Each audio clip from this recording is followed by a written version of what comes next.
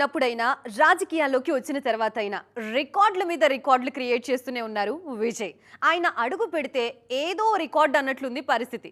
తాజాగా మరో అరుదైన రికార్డు వైపు విజయ్ అడుగులు పడుతున్నాయి. అప్పట్లో ఎన్టీఆర్, ఎంజీఆర్ తర్వాత ఎవరికీ సాధ్యం కాని రికార్డ్ అది. మరి అదేంటో తెలుసా? రాజకీయాల్లో అత్యున్నత పదవిలో ఉంటూనే వెండితెరపై సందడి చేయడం అంటే అరుదైన విషయమే. అందరికీ సాధ్యం కాదది. మన దగ్గర కేవలం 2 ముఖ్యమంత్రులు మాత్రమే ఈ రికార్డును సొంతం చేసుకున్నారు. వాళ్లలో ఒకరు ఎంజీ రామచంద్రన్ కాగా మరొకరు నందమూరి తారక రామారావు. ముఖ్యమంత్రి అయ్యాక కూడా వీళ్ల సినిమాలు థియేటర్లలో సందడి చేశాయి. ఎంజీఆర్ సీఎం అయ్యాక ఆయన నటించిన 2 సినిమాలు విడుదలయ్యాయి. ఆ తర్వాత ఆయన సినిమాలకు పూర్తిగా దూరమయ్యారు. ఇక ఎన్టీఆర్ విషయానికొస్తే ఉమ్మడి ఆంధ్రప్రదేశ్ ముఖ్యమంత్రి హోదాలో ఉంటూనే బ్రహ్మర్షి విశ్వామిత్రతో పాటు మరో 3 సినిమాలు చేశారు. ఈ దిగ్గజాల సరసన తమిళనాడు ముఖ్యమంత్రి విజయ్ కూడా చేరనున్నారు. ఆయన జననాయకుడు త్వరలోనే రానుంది. జననాయకన్ విడుదలకు అన్ని అడ్డంకులు తొలగిపోయాయి. సంక్రాంతికి రావాల్సిన ఈ సినిమా గత 6 నెలలుగా సెన్సార్ బోర్డు వద్దే ఆగిపోయింది. నిర్మాత చేసిన సుదీర్ఘ ప్రయత్నాలు ఎట్టకేలకు ఫలించడంతో సెన్సార్ బోర్డు ఈ చిత్రానికి ఏ సర్టిఫికెట్ ఇచ్చారు. జూలై 24న సినిమా ప్రేక్షకుల ముందుకు రావడం దాదాపు ఖాయమే. ఇప్పటికే ఓవర్సీస్ డిస్ట్రిబ్యూటర్లకు ఈ సమాచారం కూడా వెళ్లింది. విజయ్ సినిమా వస్తుండటంతో అభిమానులు ఎగ్జైట్ అవుతున్నారు. ఇక తన సినిమా విడుదల వ్యవహారంలో విజయ్ పర్టికులర్ గా ఉన్నారు. సామాన్య ప్రేక్షకులు ఇబ్బంది పడకూడదని ఆయన భావిస్తున్నారు. బ్లాక్ టికెట్స్ నుంచి అదనపు రేట్ల వరకు అన్ని విషయాలపై విజయ్ చాలా క్లారిటీతో ఉన్నారు. మొత్తానికి నాయకుడు వచ్చాక ఏం చేస్తాడనేది చూడాలిక. హీరోయిన్స్ అంటే ఎప్పుడూ స్క్రీన్ మీద అందంగా కనిపిస్తూ పాటలకి స్టెప్పులేస్తూనే కనిపించాలా? ఏం వాళ్లల్లో కూడా విలనిజం ఉండదా? ఇప్పుడు దాన్నే బయటికి తీసే పనిలో పడ్డారు మన దర్శకులు. చాలా మంది స్టార్ హీరోయిన్స్ నెగిటివ్ క్యారెక్టర్స్ వైపు అడుగులేస్తున్నారు. తాజాగా మరో సీనియర్ కూడా అదే బాటలో వెళ్తున్నారు. మరి ఇంతకీ ఆ విలన్ బ్యూటీస్ ఎవరో చూద్దామా? సీనియర్ హీరోయిన్లు చాలా బిజీగా ఉన్నారిప్పుడు. అయితే సినిమాలు లేదంటే వెబ్ సిరీస్లు అంటూ 2 చేతులా సంపాదిస్తున్నారు. పైగా విలన్ క్యారెక్టర్స్ కు కూడా ఓకే చెప్పేస్తున్నారు. తాజాగా ప్రియమణికి అలాంటి ఓ బంపర్ ఆఫర్ వచ్చింది. రోహిత్ శెట్టి యాక్షన్ కామెడీ గోల్మాల్ 5 సినిమాలో ప్రియమణి మెయిన్ విలన్ గా నటించబోతున్నారు.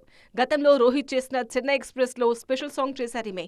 అక్షయ్ కుమార్, అజయ్ దేవ్గన్ లాంటి స్టార్స్ ఉన్న గోల్మాల్ 5లో మెయిన్ విలన్ అంటే చిన్న విషయం కాదు. ఫ్యామిలీ మ్యాన్ లాంటి సిరీస్లతో ప్రియమణికి బాలీవుడ్లోనూ మంచి గుర్తింపు వచ్చింది. ఇదే ఆమెకు అక్కడి నుంచి ఆఫర్స్ తెచ్చిపెడుతోంది. టబు సైతం నాగార్జున 100వ సినిమాలో నెగిటివ్ రోల్ చేస్తున్నారనే ప్రచారం జరుగుతోంది. కార్తీక్ ఈ సినిమాను తెరకెక్కిస్తున్నారు. నాగార్జున టబు అంటేనే సూపర్ కాంబినేషన్. అలాంటిది నాకు ఆపోజిట్ గా టబు విలన్ అంటే క్యూరియాసిటీ అలా పెరిగిపోతోంది అభిమానుల్లో. రష్మిక మందన్న కూడా అల్లు అర్జున్ రాకాలో నెగిటివ్ రోల్ చేస్తున్నారనే ప్రచారం జరుగుతోంది. పుష్పలో సామి సామి అంటూ బన్నీతో పాటు నటించిన ఈమె రాకాలో పోటీగా నటించబోతున్నారు. మొత్తానికి మన బ్యూటీస్ విలనిజం ఎలా ఉండబోతుందో చూడాలిక. ధూమ్ 4 ఎందుకు లేట్ అవుతుంది? బాలీవుడ్లో అంత క్రేజ్ ఉన్న ఫ్రాంచైజీ విషయంలో నిర్మాతలు ఎందుకు అంత సస్పెన్స్ మెయింటైన్ చేస్తున్నారు? విలన్ దొరకడం లేదా? లేదంటే వాళ్ళు రాసుకున్న స్క్రిప్ట్ మళ్ళీ మళ్ళీ మార్చేస్తున్నారా? పుష్కర కాలంగా ఊరిస్తున్న ధూమ్ 4 వస్తుందా లేదా? చాలా మంది హీరోలు మారినా ఆ సినిమా ఫ్యూచర్ ఎందుకు మారట్లేదు? బాలీవుడ్లోనే కాదు మొత్తం ఇండియన్ సినిమా ఎదురు చూస్తున్న యాక్షన్ ఎంటర్టైనర్ ధూమ్ 4. ఈ ఫ్రాంచైజీలో వచ్చిన 3 భాగాలు హిట్ అవ్వడంతో కొత్త సినిమాపై భారీ అంచనాలున్నాయి. ఎప్పుడో మొదలు కావాల్సిన ఈ ప్రాజెక్ట్ ఇంకా పట్టాలెక్కకపోవడానికి ముఖ్య కారణం సరైన కథ దొరకకపోవడమే. మరింత అద్భుతంగా అంతర్జాతీయ స్థాయిలో తెరకెక్కించాలని నిర్మాత ఆదిత్య చోప్రా భావిస్తున్నారు. కథ విషయంలో కాంప్రమైజ్ అవ్వట్లేదు ఆదిత్య చోప్రా. గత 13 ఏళ్లలో సుమారు 9కి పైగా కథలను ఆయన విన్నప్పటికీ ఏదీ నచ్చలేదు. అందుకే ధూమ్ 4 అంతకంతకు ఆలస్యమవుతోంది. ఈ సినిమాను అయాన్ ముఖర్జీ తెరకెక్కిస్తారనే ప్రచారం జరిగింది. కానీ వార్ 2 ఫ్లాప్ అవ్వడంతో అదక్కడే ఆగిపోయింది.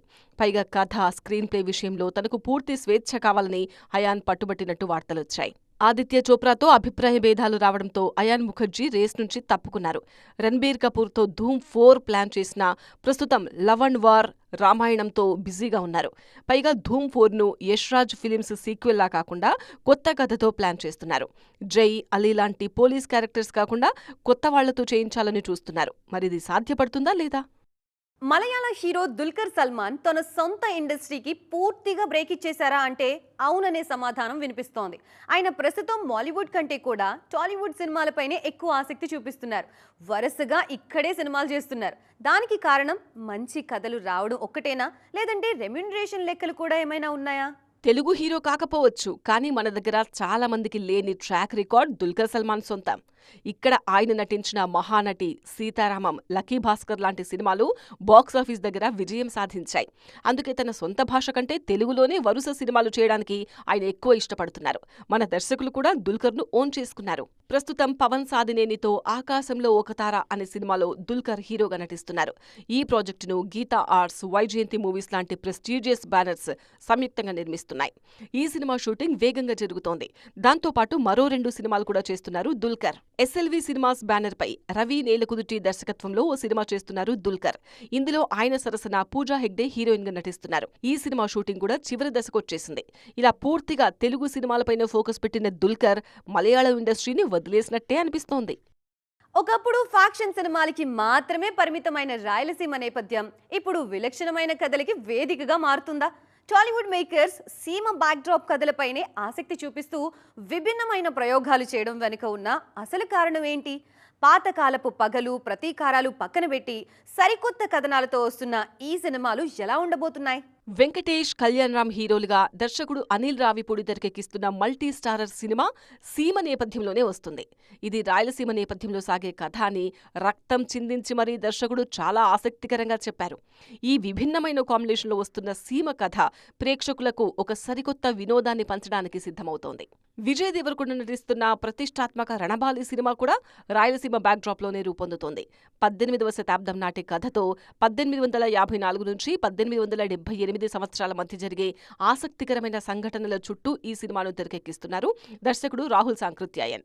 ఈ పీరియాడిక్ యాక్షన్ డ్రామాలో విజయ్ దేవరకొండకు జోడీగా రష్మిక మందన నటిస్తున్నారు. అఖిల్ కొత్త సినిమా లెనిన్ సైతం రాయలసీమ బ్యాక్డ్రాప్ కథతోనే ప్రేక్షకుల ముందుకొచ్చింది. తాజాగా విడుదలైన ఈ సినిమాకి పాజిటివ్ రెస్పాన్స్ వస్తోంది. ముఖ్యంగా ఇందులో కథ కంటే కథనం ఆసక్తికరంగా ఉంది. ఈ సినిమాపై అఖిల్ చాలా ఆశలే పెట్టుకున్నారు. చిత్తూరు నేపథ్యంలో ఈ సినిమా తెరకెక్కించారు మురళీకిషోర్ అబ్బూరు. మొత్తానికి రాయలసీమ విభిన్నమైన కథలకు నిలువుగా మారిందిప్పుడు. సో చూసారు కదా, ఇది ఇవాల్టి సైన్మా 2.0. మరిన్ని ఇంట్రెస్టింగ్ అండ్ కలర్ఫుల్ అప్డేట్స్ తో మరొక సైన్మా 2.0లో మళ్ళీ కలుద్దాం. అప్పటి వరకు చూస్తూనే ఉండండి TV9.